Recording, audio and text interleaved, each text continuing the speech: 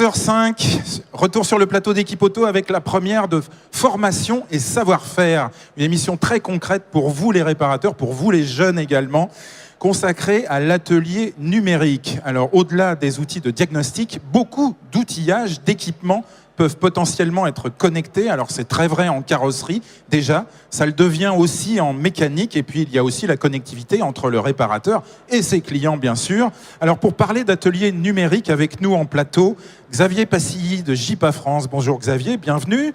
Le Garac également est avec nous, avec vous Laurent Roux, vous en êtes le directeur général. Bienvenue, à côté de vous Benoît Fried, le responsable des enseignements professionnels techniques. Merci d'être là. À droite du plateau, Jacques Delessègue, DAF Conseil, dirigeant, vous êtes le dirigeant de DAF Conseil, vous êtes un spécialiste de la relation client, créateur d'un outil d'aide au diagnostic connecté et réalité augmentée. On va découvrir ça tout à l'heure avec une vraie démonstration en plus. À côté de vous, Philippe Chassani, Oucar, une appli connectée au véhicule, au réparateur et à son client. Vous faites toute la boucle, c'est très intéressant, on vous découvrira tout à l'heure. Quelques mots d'abord, on va dézoomer, on va regarder l'ensemble de la profession des réparateurs, Xavier Passilly, donc JIPA. Est-ce que les réparateurs aujourd'hui sont connectés? Par exemple, quel est leur taux d'équipement en Wi-Fi? Alors, on peut effectivement étudier d'abord le fonctionnement au niveau de l'atelier, et ils sont connectés. Il y a déjà une réelle sensibilité au numérique au sein de l'atelier. Aujourd'hui, on a 85% des ateliers qui sont connectés en Wi-Fi. C'est une proportion. 85%. 85% de proportion. Combien d'ateliers à peu près en France? On est, alors si on cumule, on va être sur 38 000 à peu près. 40 000 à peu près ateliers de réparation. Voilà. Alors bien sûr, on a des divergences en fonction des circuits. Les MRA vont être un peu plus en retrait, sont un peu moins connectés que les autres, mais on a quand même un bon taux de connectivité Wi-Fi, de connectivité de l'atelier bien sûr, parce que évidemment les bureaux c'est connecté tout ça, mais l'atelier. Pour l'atelier. Voilà. Okay. Et l'outil qui va être utilisé, c'est notamment l'outil diagnostic. Très majoritairement, ils vont avoir aujourd'hui un recours à l'outil diagnostic en Wi-Fi. Donc ça c'est le premier aspect auquel tu faisais référence en introduction, le fonctionnement de l'atelier. Et puis après il y a la relation avec le conducteur. Et de ce point de vue-là, on a un comportement qui est très différent. Il y a une sensibilité à ces problématiques qui est très en recul. Ils sont beaucoup moins matures et il y a un travail d'éducation, de sensibilité qui reste très fort. On a un taux d'intérêt d'un tiers seulement des réparateurs qui touchent à la thématique du dongle, de l'émetteur Bluetooth qui permet de relier ensuite le véhicule à une application type smartphone et de générer un lien et un envoi de données. Donc, un tiers des réparateurs, donc, en allant de l'artisan automobile... Déclare un intérêt, déclare un intérêt sur ce sujet. Donc, ça ne veut pas dire qu'ils le font. Pas du tout, au contraire. Non, il y a un pas encore, même en termes d'équipement, qui est très fort. On est juste sur le niveau d'intérêt. Donc on voit qu'il y a un travail de sensibilisation très marqué encore à effectuer. Philippe Chassani, Oucar, c'est justement un dongle? Oui, c'est un dongle. Donc Oucar, c'est une société qui a 3 ans. Vous êtes là pour évangéliser finalement j'écoute les réparateurs. Ça fait quand même presque 10 000. Ça fait 10 000 garagistes. Alors pourquoi? Parce que c'est une technologie qui est jeune. Les garagistes aujourd'hui ne sont pas préparés à avoir une relation client forte. Comme on a finalement avec son opérateur de téléphone. Exactement. Aujourd'hui, c'est déjà le cas. Ou avec les grandes surfaces spécialisées. Je ne cite pas de marque. C'est pour ça que nous, chez Oucar, on est effectivement une entreprise B2B2C. On travaille avec la prévente pour fournir au garage une solution clé en main pour une relation client augmentée. Et on a annoncé dernièrement un partenariat avec Autodistribution. Oui. On va y venir après, ça on rentrera dans le... L'idée, c'est de passer par les réseaux pour évangéliser une solution technologique. Parce qu'il y a les 1 par 1, 40 000, ça va faire un peu de temps. Oui, mais effectivement, mais c'est presque ça aujourd'hui. On est encore assez en retard. Mais se pose d'abord la question des jeunes. Parce que, bien entendu, les jeunes, aujourd'hui, qu'ils soient dans l'automobile ou ailleurs en formation, ils sont de toute façon dans cette génération de la connectivité. Alors, en quoi, Laurent Roux, est-ce que la formation des jeunes doit changer et est-ce qu'elle a déjà changé ? Oui, écoutez, au Garac, donc dans cette école nationale de la profession, je peux vous dire que la profession est bien consciente de tous ces enjeux pour les évolutions de demain.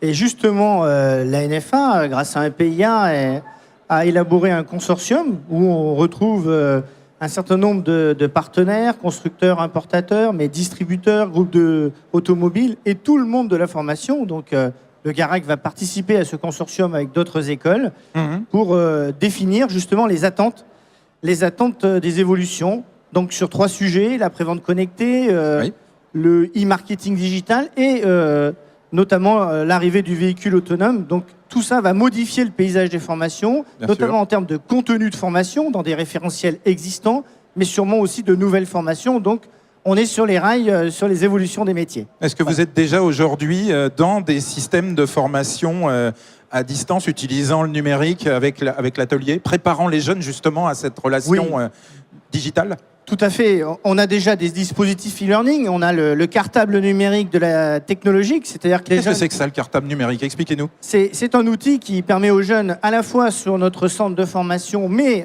chez eux et notamment en entreprise, c'est là où est le point le plus important pour des jeunes qui sont soit en apprentissage, soit en stage, d'utiliser leur smartphone et d'avoir accès en permanence à du e-learning avec un certain nombre de cours dédiés sur l'automobile. Et pas peur qu'ils viennent plus en cours?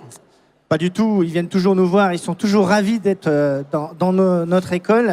Et ce que je peux vous dire, c'est que on voit arriver quand même de nouvelles technologies. Vous avez parlé de la carrosserie, on a un simulateur de peinture depuis un peu plus d'1 an qui fait des émules, puisque c'est vrai que ces outils-là sont là pour faciliter les apprentissages, mais aussi au-delà de ça, intéresser un nouveau public. Et je crois que on est en train de créer... là aussi, un nouvel atelier, et Benoît Fried, à mes côtés, va en parler, un démonstrateur pédagogique avec un certain nombre d'outils dernière génération, hyper connectés, donc un vrai outil pilote. Alors, Benoît Fried, présentez-nous donc cet outil, ce démonstrateur pédagogique, parce que j'imagine que on dit toujours qu'il est difficile d'attirer les jeunes dans l'automobile, mais ça, c'est une clé. Alors, oui, effectivement, donc les jeunes ne sont pas forcément enclins à utiliser un outil numérique qu'ils ont pourtant tous, un smartphone par exemple, et utiliser à des applications professionnelles. Donc il y a tout un travail pédagogique à développer. Donc bien évidemment, c'est la prise en main du fameux DMS que les entreprises doivent avoir. Donc alors le DMS, c'est l'outil de gestion au sens large. Voilà, c'est l'outil de gestion du garage. Et une des premières extensions que nous mettons en place, c'est l'introduction de tablettes de réception active. Donc qui permettent de pouvoir, si vous voulez, circuler autour d'un véhicule et faire un certain nombre d'activités dites de commerce, puisque c'est finalement un des sujets importants. De propositions, de conseils et de commerce. Voilà. Ouais. Et donc par rapport à ça, donc, le développement vise à intégrer un certain nombre d'outils de la profession et de les mettre en main au fur et à mesure en faisant des applications pédagogiques. La gestion de flotte, par exemple, est un moyen intéressant aussi à développer. Et donc pour cela, la connectivité du véhicule, si vous voulez, à ce fameux DMS ou toutes les bases de données que nous pouvons avoir à vocation pédagogique est forcément développée au fur et à mesure du temps. Donc c'est, je dirais, notre objectif. L'atelier connecté, ou plutôt le démonstrateur finalement pédagogique que l'on souhaite mettre en place, n'est possible finalement qu'avec l'appui et l'aide de partenaires qui nous expliquent quelle est leur vision et comment nous pouvons convaincre et former tous nos jeunes, qui sont les futurs collaborateurs, les futurs professionnels du monde automobile, à ces sujets-là et qui puissent les maîtriser au moins un minimum pour pouvoir pas avoir ni d'aversion et au contraire avoir une empathie profonde pour pouvoir les mettre en œuvre et suivre le véhicule, son client et bien sûr la profitabilité de l'entreprise et l'entretien et le suivi des matériels de garage tout au long de leur carrière professionnelle. Donc si j'ai bien compris, le démonstrateur pédagogique, le centre, le cœur, c'est un DMS type en fait d'atelier de réparation, enfin de garage automobile, avec toutes les activités autour, la carrosserie, le véhicule d'occasion, etc. Vous commencez par la réception active, donc, et puis vous allez partir en marguerite autour avec tous les services de l'atelier. C'est ça, le principe. C'est cela, et créer des ateliers avec des bons vecteurs de communication qui montrent quelle est la bonne tendance et l'état de l'art en la matière. Bon, je voudrais qu'on soit très très concret en partant de l'automobiliste Laurent Roux. Je vous repasse la parole. Un automobiliste dans un atelier demain, pour être très concret, il arrivera avec sa voiture. Vous aurez formé les jeunes à la réception active, à la connaissance du véhicule en amont. Qu'est-ce qui se passera dans un atelier numérique ? Je pense que dans l'atelier, on est en train de créer un peu la carte vitale de l'automobile. La carte vitale de l'automobile. Oui, on va connaître un certain nombre de choses dès que le véhicule va rentrer dans un lieu de réparation et on aura toute la traçabilité de ce qui a été fait dessus, de ce que l'on a à faire, c'est-à-dire que la connectivité va aussi introduire une gestion préventive et les jeunes doivent être formés à tous ces outils. Ça veut dire quoi, gestion préventive? On comprend un tout petit peu, mais soyons très clairs. On connaît à l'avance les codes défauts, par exemple? On connaît, on le suit en permanence et l'objectif, c'est de préparer surtout ces jeunes à la manipulation de ces outils. On a même un certain nombre d'entreprises qui viennent à notre rencontre pour former les jeunes, y compris sur le côté virtuel. On a des casques qui pointent le nez actuellement pour former les jeunes dans un environnement virtuel avant même qu'ils passent sur les vrais objets. Et je pense qu'on devrait voir apparaître cela très prochainement. Ah oui, d'accord. Dans les ateliers, vous pensez? Complètement. On parle de quoi? De réalité augmentée? Tout à fait. On est sur ce sujet-là. Oui, c'est tout à fait fantastique. Jacques Delessègue, puisque vous êtes déjà dans un quotidien de propositions de réalité augmentée à vos clients. Alors expliquez-nous ce que c'est. Oui, tout à fait. Là, on parlait de réalité virtuelle ou augmentée. On parlait de formation et malgré toutes les formations, il n'est pas rare malheureusement que dans un atelier, il y a un problème technique qui soit difficile à régler. Et donc les ateliers ont besoin, les mécaniciens dans les ateliers ont besoin d'aide, ont besoin d'un support technique. Alors comment est-ce qu'on utilise l'atelier numérique dans ce cas-là? Alors justement, comment on va utiliser l'atelier numérique dans ce cas? Vous êtes venu avec une tablette. Voilà, on a développé une application pour éviter que le réparateur perde du temps au téléphone. Avec cette application, en fait, le réparateur va pouvoir décrire les défauts du véhicule. Donc là, on voit qu'il a dit que le véhicule ne démarrait pas. Il a un outil de diagnostic. Alors, on est d'accord, excusez-moi, le réparateur, il est muni de cette tablette? Bien évidemment. Alors, ça peut être la même tablette. Ou de son smartphone. Exactement. Ça va sur n'importe quel support mobile. Alors, il faut quand même une dimension qui soit suffisante quand même. Bien sûr. Mais ça est la même tablette qui peut avoir été utilisée en réception active, par exemple, avec la même application. Et les deux peuvent être connectés. Donc, on a flashé, photographié la plaque du véhicule. On a reconnu, grâce à une interrogation 3A, le modèle du véhicule. Donc tout ça, c'est fait très rapidement. On peut même se connecter à un outil de diag qui remonte les informations. On va avoir le code défaut là, qui est remonté. Et à ce moment-là, le technicien, il est perdu, il ne sait pas quoi faire. Donc il va interroger notre hotline. Là, il a interrogé la hotline, effectivement, qui lui a demandé de faire un contrôle sur le véhicule. Donc là, il y a un système de chat, tout simplement. Il y a un système de chat. Avec vos techniciens donc, en hotline. Qui sont derrière leurs écrans et qui communiquent directement. Le technicien lui a demandé de faire un contrôle entre le démarreur et le Neyman. Mais il se trouve que l'atelier, en fait, il n'a pas le schéma électrique, il ne sait pas où faire son contrôle. Donc là, on lui a envoyé le schéma électrique, donc il a un lien pour ouvrir le schéma électrique. Alors, je ne vais pas tout vous faire parce que ça prendrait un petit peu de temps. Bien sûr, bien sûr. Et une fois qu'il a son schéma électrique, malheureusement, dans l'atelier, c'est peut-être quelqu'un qui est un peu récent. Et en fait, il ne sait pas où se trouve le démarreur sur le véhicule. Ça peut arriver. Ça peut arriver. Alors, ou une pièce à changer, ou un fusible à changer, c'est lequel? En fait, on va passer à ce moment-là en visio. Réalité, en visio. Alors vous allez demander une visioconférence, c'est ça? Exactement. Là, j'ai ma demande de visio qui arrive. Donc vous êtes le réparateur à l'atelier. Normalement, c'est une voiture que vous filmez. Exactement. On est d'accord? Là, vous filmez le plateau télé. J'ai déjà une belle voiture devant moi. Vous imaginez un moteur de voiture. C'est les deux cylindres du Garac. Il faut savoir que ma visio a disparu. C'est pas très grave. Ah, on a perdu la connexion. Bon, on a compris le principe. Je suis avec mon téléphone. Donc, on voit le moteur de la voiture et mon technicien, derrière son écran, il va pouvoir pointer la bonne pièce sur le véhicule en disant c'est cette pièce qu'il faut changer, c'est sur cette pièce qu'il faut intervenir. Alors en pointant avec un outil, j'imagine. Avec un outil, un petit tournevis virtuel qui s'affiche donc sur la photographie. Mais on peut aussi prendre, pour éviter de bouger, on peut aussi prendre une photo. Donc là, la vidéo a l'air de reprendre. La vidéo reprend. Voilà. C'est les inconvénients du direct. Ouais, tout à donc fait. Il va me faire une réalité augmentée là sur une. Alors, est-ce qu'on peut pointer où se trouve le défaut donc sur l'un des deux cylindres du Garac? Jean-Jacques, est-ce que tu peux me faire une réalité augmentée? Il n'y a aucun problème. Alors, je vais prendre la petite personne avec les lunettes. Voilà. Donc, on a le technicien en donc, back-office. vous voyez le tournevis qui qui s'est incrusté. Et Alors, on peut a un aussi tournevis prendre- qui s'incruste. Alors, on ne le voit pas bien hein, sur Si, la en sur haut la à caméra. droite. En haut à droite, d'accord. Ah oui, Voilà. c'est les dents qui vont pas, alors manifestement. Voilà, et on va pouvoir prendre Le une photo. démarreur est à changer. Voilà, on va prendre une D'accord. photo également pour que ça soit plus simple, parce qu'une fois qu'on a pris la photo, en fait, on n'a plus besoin de rester fixe, d'avoir un objet fixe. La D'accord. photo va s'incruster et il va pouvoir rajouter sur la photo tout ce que l'on souhaite, mettre Très un bien. commentaire, une image, D'accord. etc. Donc voilà, là, on a pris la photo, qui est effectivement, et ensuite, voilà. il suffit d'entourer, j'imagine, l'endroit où se trouve la pièce à changer. C'est exactement C'est ce qui va ça, se faire. d'accord, très bien. Donc voilà. Donc vous comprenez que Intéressant. pour le technicien, c'est quand même très important d'avoir cette aide extrêmement précise qui va lui permettre de savoir où intervenir. Oui, tout à Et fait. nous également, c'est une efficacité supplémentaire. On a très souvent des interrogations quand on dit à un technicien, ben voilà, tu vas prendre tel contrôle entre telle pièce et telle pièce, ou sur tel schéma ou sur tel fil. Alors ça, Et c'est de temps en temps, ils se trompent en ouais, fait. tout à fait, bien sûr. Alors c'est on a besoin de voir ce qu'ils font. C'est ce qu'on appelle donc la réparation déléguée ou avec aide.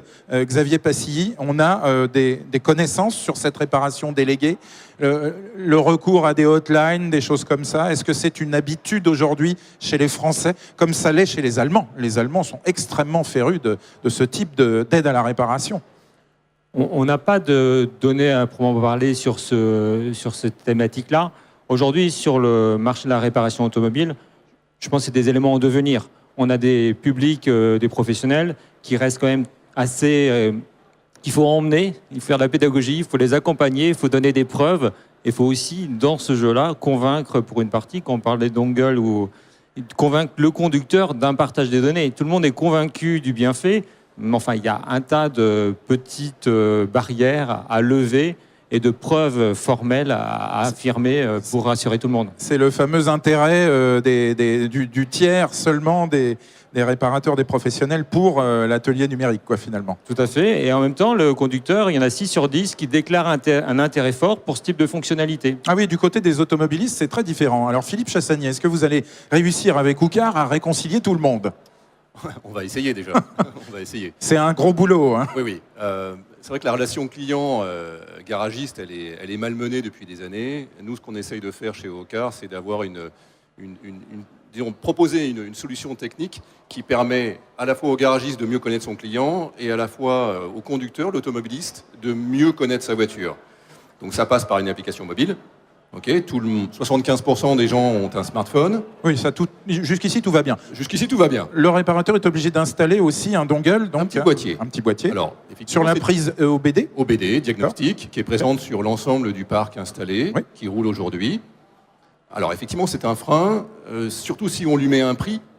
Si en plus le conducteur doit payer quelque chose, il vient d'être rincé, d'avoir payé 150 ou 200 euros ses plaquettes de frein. Si en plus on lui dit, eh ben, écoutez, vous mettez 150 euros dans un boîtier, ce discours ne tient pas. Ça paraît pas possible. Voilà. Donc nous, on essaye avec les réseaux de distribution de faire en sorte que ce boîtier soit gratuit. Et d'ailleurs, ce n'est qu'un outil, ce boîtier. Tout à fait. C'est comme un interrupteur, vous voyez, c'est on-off. Tout se passe dans Sur l'application client. D'accord. Qu'est-ce qui est pertinent pour un client? Parce qu'on dit, bon, Oui. 6 sur 10 sont OK pour avoir des Effectivement. infos, mais lesquelles? Alors, dans les infos, il y a des infos au quotidien. Je suis automobiliste, je dois prendre de l'essence, je dois laver ma voiture, je dois changer l'huile. Voilà, c'est des choses qui sont... Tu vas vérifier la pression des pneus? Vérifions voilà. Donc là, on aura dans l'application des choses... données. Voilà, des données. Ok. Je dois aussi connaître un petit peu l'entretien à faire sur ma voiture. Carnet d'entretien en ligne. Digitalisé, voilà. OK. Le prochain contrôle technique, les alertes qui vont bien, tout ça, ça va être centralisé dans l'application. Mais aussi avoir une relation avec le garagiste sur l'usure de mes pièces maîtresses. C'est là où ça devient important, puisqu'on est bien dans l'atelier Exactement. numérique. Exactement. Donc, pour le garagiste, c'est d'anticiper les besoins, de proposer la bonne offre au bon moment, en connaissant précisément l'usage de la voiture. En gros, effectivement, avec les données qui sont partagées par le client final, le conducteur, savoir un petit peu comment la voiture est utilisée et proposer le bon service. D'accord. Au final, c'est quoi l'enjeu? C'est la fidélisation. Un garagiste aujourd'hui, il a des clients. Ces clients, devant l'offre, voilà, ils vont où ils veulent, ils vont chez Midas, chez Neuroto. Tout à fait, tout à fait. Et donc là, l'idée, c'est d'avoir une relation fidèle avec son garagiste. Mais attention, parce que vous êtes un professionnel de la digitalisation. Oui. On parlait tout à l'heure de DMS. Oui. hein, et de l'interopérabilité finalement entre tous les systèmes. C'est ça la clé. C'est-à-dire, si vous n'êtes pas interfacé avec le DMS du réparateur, ça va pas marcher. Oui, on y travaille. Donc, on commence déjà à discuter avec, Eh oui. avec DAF et avec d'autres. C'est ça le truc. Hein, c'est on est avec, j'en reviens avec le réseau autodistribution. On va se connecter sur les interfaces DMS du réseau autodistribution. ça, c'est prévu. Bien sûr. Bon. On y travaille. C'est pas facile. Il y a une mais c'est long. étendue du parc, c'est très long. Cette industrie, c'est une vieille industrie, hein, il faut quand même, qui n'est pas forcément digitale. Bien sûr. Donc, nous, on rentre là-dedans, on bouscule un petit peu les choses, mais Tout à fait. c'est pour le bien de cette industrie. C'est le sens de ma question, c'est-à-dire on voit beaucoup des startups qui arrivent avec youpi, c'est super, on va tout révolutionner. Bon, vous n'êtes pas dans cette démarche-là. Non. Effectivement, Emmanuel, merci, parce qu'on n'est pas là dans la disruption, Voilà. on est dans l'accompagnement. Il faut comprendre un petit peu à quoi Voilà. ça sert une C'est appli pour ça. par rapport à une autre. Hein. Effectivement, ça fait 3 ans qu'on y travaille. On a effectivement essuyé les plâtres au début. On pensait tout bousculer, mais en fait, non, on ne bouscule pas cette industrie. Donc, référence. Non, c'est pas ça. Je crois très sincèrement que les constructeurs, les équipementiers et la distribution raisonnent par rapport à des propositions robustes, en fait, Exactement. si je peux me permettre. Dans l'automobile, on fait que des choses robustes. On cherche On pas n'est à pas jouer dans les apprentis sorciers. l'improvisation. Voilà, Tout ça à fait, oui, c'est tout à hyper important, effectivement. Donc cette relation entre le garagiste et le client, c'est ce qu'on essaye d'accompagner avec du numérique pour que le client final ait quelque chose entre les mains avec une vraie promesse et que le garagiste, lui aussi, la promesse par rapport à son client de lui offrir le meilleur service au meilleur moment pour faire baisser la facture, pour le revoir plus souvent. Parce qu'aujourd'hui, si c'est pour matraquer le client à chaque fois et de manière inopinée, c'est pas bon. Voilà. Certainement. On termine avec vous, messieurs du Garac. Vous avez une nouvelle à nous annoncer qui n'a rien à voir avec l'atelier numérique, qui a à voir avec le passé, le présent et l'avenir. Oui, bien sûr. 2018, ça sera les 70 ans du Garac. Donc, on attend. 70 ans. Tout à fait. Hein, Donc, alors on disait, attention, hein. on attend bien sûr L'histoire est là. tous les anciens élèves sur notre stand. Ça sera les 10 ans de la formation d'ingénieur, donc des dates importantes qui arrivent. Et bien sûr, on profitera de ce salon pour remettre les labels Garac, qui sont des labels d'excellence, à la fois décernés par l'entreprise et par le Garac, donc autour de l'ADN de l'école, le savoir-faire professionnel et le savoir-faire tout court, notamment autour des compétences sociales. Voilà. Et rendez-vous bien sûr, chers visiteurs, sur Equipoto pendant ces 5 jours jusqu'à samedi 21 pour y découvrir toutes les solutions reliées à l'atelier numérique. Merci à vous, messieurs du Garac, Xavier Passillier de JIPA, Jacques Delessègue d'AF Conseil et Philippe Chassani-Oucard. Rendez-vous sur le stand d'autodistribution pour découvrir Oucard. Hein. Oui, on Notamment. est sur le stand Et le boîtier connecté AD. La solution AD AutoConnect. Voilà. Et puis on a un petit stand aussi, je ne sais plus où il est d'ailleurs, au stand Innovation Park. On est toujours une start-up au bout de 3 ans. Startup Innovation Park, c'est Voilà. dans le hall 1 quand vous entrez par l'entrée principale, juste à gauche. Merci Emmanuel. Voilà. Excellente journée sur Equipoto. On se retrouve dans quelques minutes ensemble pour la suite de nos programmes.